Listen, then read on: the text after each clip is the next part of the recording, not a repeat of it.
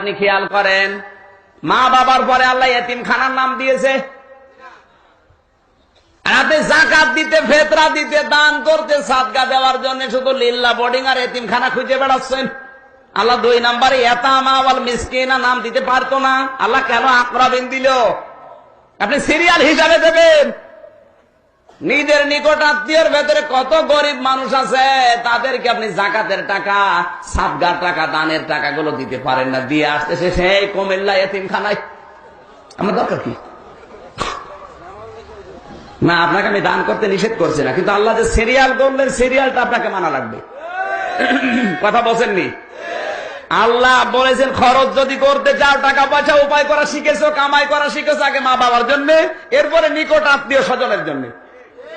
আপনার চাচার মেয়ে টাকার অভাবে বিয়ে হয় না, আপনি সেখানে যাকাতের 20,000 50,000 টাকা দিতে পারেন না, আপনি দান করে আসছেন সেই নোয়াখালীর এতিমখানায়, লিল্লাহ বোর্ডিং এ।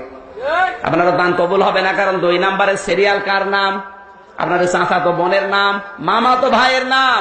ওর একটা কর্মজীবন নেই, কর্মসংস্থান তৈরি করে দেন, ওকে একটা অটো রিক্সা কিনে দেন 50,000 টাকা দিয়ে। অটো রিক্সা কিনে যদি নিজে কামাই করতে পারে, পরিবারটা চালাতে পারে, আপনার নাম আল্লাহ আরো সে বসে বসে আলোচনা করবে। এসব ইসলাম তো বাংলাদেশে নেই, এদেশে সব বানানো ইসলাম চলছে। এতিমখানা খুলে বসে আছে, লিল্লাহ বোর্ডিং খুলে বসে আছে, শুধু দিয়ে যাও। কেন? তোমার আর নিকট আত্মীয় স্বজন নেই? দেওয়া দরকার তো 2 নম্বরে তাদেরকে।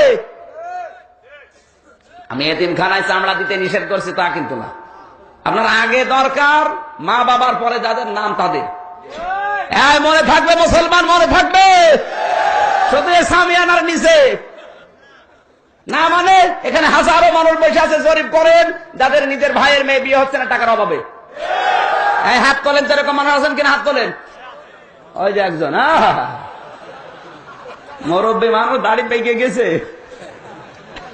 এই লোককে না বুঝে হাত তুই গেছে, বুঝলে হাত তোলে। কত আল্লাহর ওলি বসে আছে, হাত তুলছেন, আর হাত তুলে বসে আছে। না ভাই, হচ্ছে না।